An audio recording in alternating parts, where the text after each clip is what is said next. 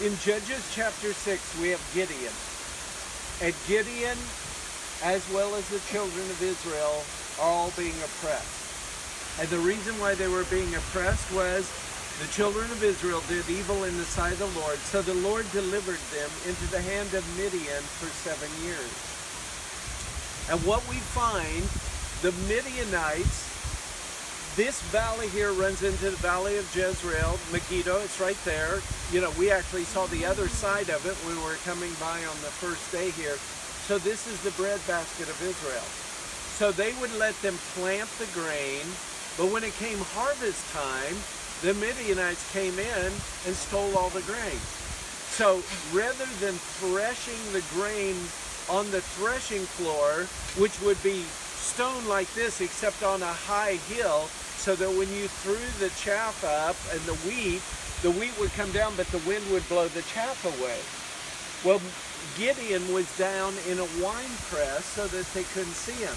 Now, being a farmer, I can tell you something. All that chaff was falling back on him, and nothing quite itches as bad as chaff does. While he's down in the wine press, an angel of the Lord appears to him and says this to him, "The Lord is with you, mighty man of valor." He's hiding in a wine press, right? But I want to tell you something. God doesn't see where we are. He sees what we can become in him. And so he calls him, and when he says this to him, "The Lord is with you, O mighty man of valor," the first word out of his mouth is why. You know, if we're blessed, then why is all this happening to us? And then he goes on to say, how? And how many times in our lives do we go, how, when, why, where? All of these questions. And then he still has doubts. He said, if you are the Lord, then I'm going to prepare a sacrifice for you. And the Lord consumed that sacrifice. But we know by Gideon that he was still afraid. Do you remember? He was still afraid because then he did the test with the fleece. And first off, he said, here's the test. I'm going to put a fleece on the threshing floor. If the fleece is wet and the ground is dry, then I'm going to know it's you. So he did. He squeezed out an entire bottle of water off the fleece. He says, "Excuse me, don't be angry with me, but I'd like to try it again.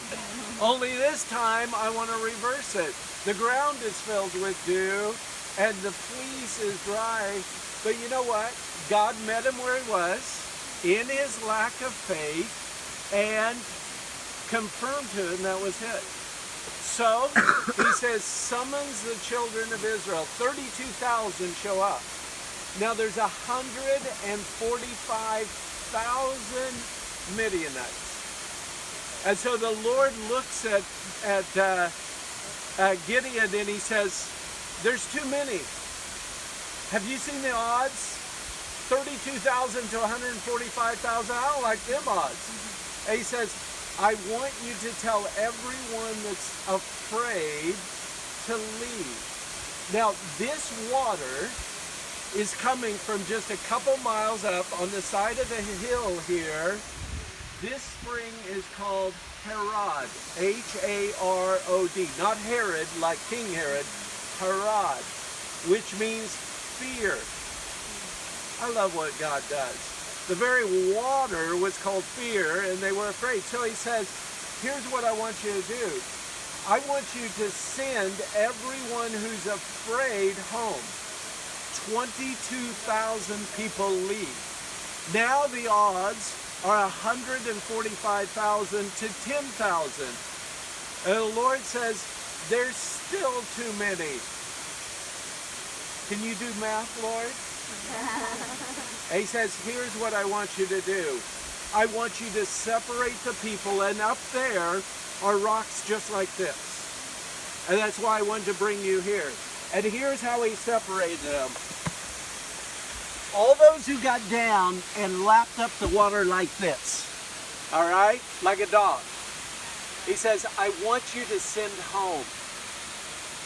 When it was done, the others, they bent down like this, and they brought the water up to their mouth. So the ones all the way prostrate, lapping up water out of it like a dog. The ones that were like this, 300. One of my favorite teachers on this was Gail Irwin. And Gail Irwin says, now if we're reading the story right, there are those commentators who said the ones that bent down like this, they were the mighty warriors, they were the watchmen. He goes, that doesn't really go with the story, does it? The ones who knelt down like this were the fat old guys who couldn't get all the way down. That's true. So now the odds, 300 against 145,000. That's 483 to 1. Do you remember the story of Mount Carmel? 450 priests of Baal to 1 Elijah. I want to tell you, it doesn't matter what the odds are to God.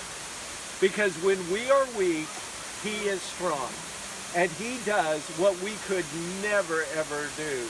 And so as we look at this account then Gideon says, here's what the Lord has told me to do. Everyone take a trumpet in one hand, and in the other hand have a clay pot with